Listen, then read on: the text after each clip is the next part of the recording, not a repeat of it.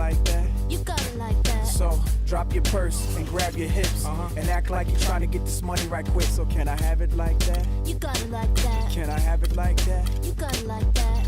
Owning. Brought to you by Sprite. It's the 2K Sports pregame show. Hello, everybody, and welcome to 2K Sports. Along with Shaquille O'Neal, I'm Ernie Johnson. Tonight, we'll be watching the Los Angeles Clippers playing against the New Orleans Pelicans. And for New Orleans, they haven't competed at the level they'd like over the last week or so. Just one win in 5 games. You know, I've been looking forward to this segment because Shaq has drawn up a checklist of things to keep you focused and dealing with the wear and tear that an NBA season can bring. This is fascinating stuff. 2K Sports checks in with our loyal viewers with a broadcast from Los Angeles, the home of the Clippers, the Staples Center. I'm Kevin Harlan. We've got an action-packed Saturday night of NBA action for you. Thanks for joining us. Here with me tonight, Clark Kellogg, Steve Kerr, and Doris Burke. Today's game continues this Los Angeles Clippers homestand. Well, they're entering a bit of a soft spot in their schedule, facing off guys against some of the lower-ranked teams in the league, and we'll see if they're able to take advantage and pad their win total. Well, guys, it's go time. These are two teams whose rivalry goes back a ways, and anytime you renew it, the fans are in for a treat. And, you know, it promises to be another testy encounter between them. The build-up to the game has been pretty intense. I think everybody's expecting some volatility on the floor today. Now, the opening lineup for the New Orleans Pelicans. Holiday and Evans comprise the backcourt. Davis and Hasek patrol the paint, and it's Babbitt in at the 3 spot. For New Orleans, their last game a loss to Golden State.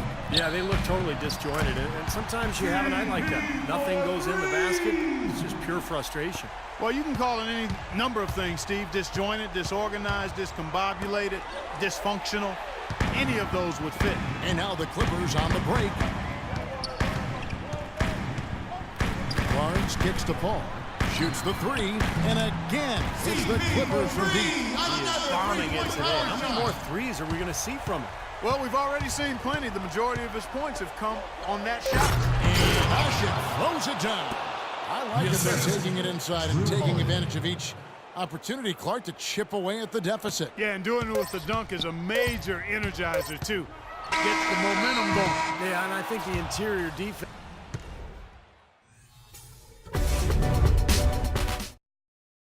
And the horns.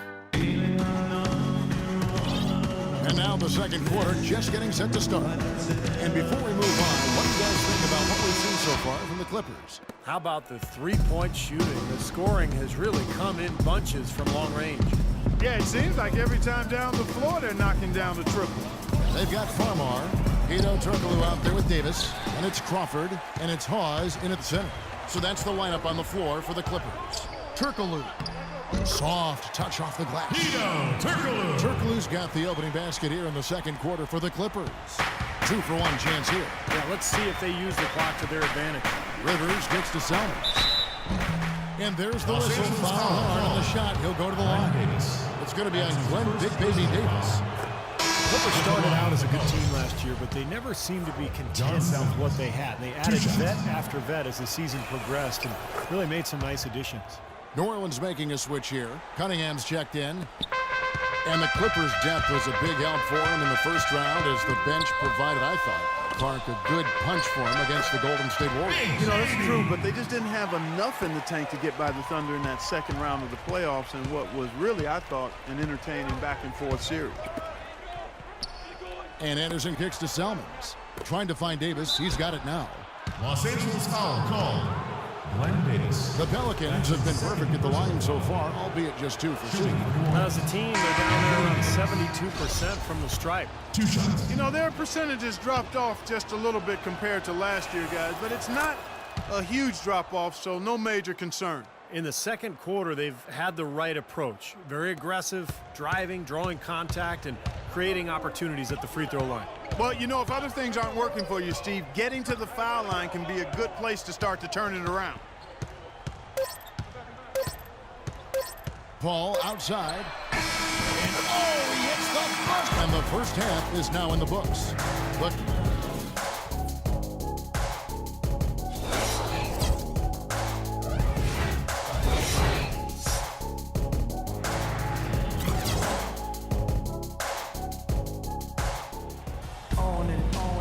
second half about to start up and begin any moment. It's been a clinic by Chris Paul. He is a dynamic scorer, guys. That much we know. And I'll tell you what, his talent was on full display there in the first half. Steve, he is a hard man to keep down, and so far, they've been unable to do it. Well, we've got a moment left at the floor. Brought to you by Gatorade, all fueled up for the second half. So for New Orleans right now, Holiday and Evans comprise the backcourt. Davis and Ashik patrol the paint, and it's Babbitt in at the small forward position. Tyreek Evans signed and traded to the Pelicans last season with a big 4-year, $44 million contract. Pretty big vote of confidence for a guy whose minutes had gone down every year after his phenomenal rookie season. And that one's good. Chris Paul's got the lead up to 10 now for the Clippers. Getting off on the right track here early to start the half with some penetration. Here's Babbitt, and it's blocked by Jordan. They shoot again. Ashik with the bucket. Ashik's got his second bucket tonight. Guys, he's actually indefatigable. He never gives in, never gives up on a play, and that's what it takes to be a great offensive rebounder. He's got to be relentless. You know, it seems like when they've gone to him, he's really come through, and that's not something they should get away from. Holiday goes in.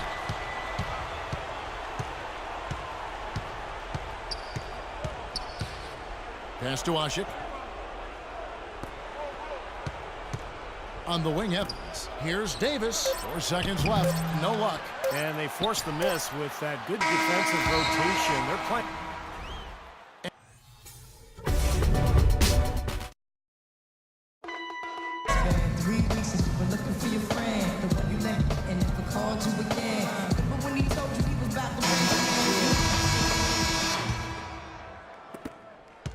LA's gone to three-point range 7 times tonight, knocked down 5 of them.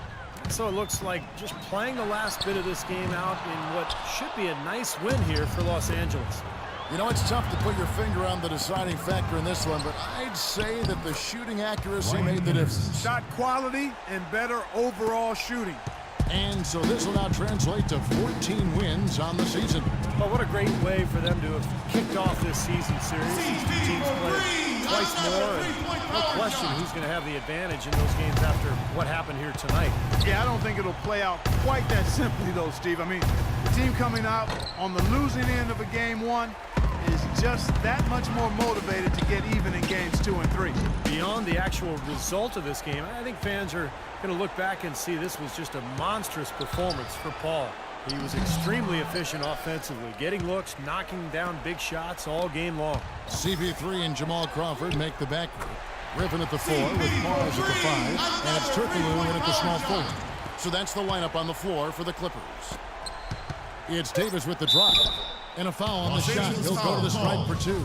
Well, at least the defender got his money's worth on that one. Yep, that was an easy whistle for the official. And he can't get the first one. 2 shots. Good on the second free throw.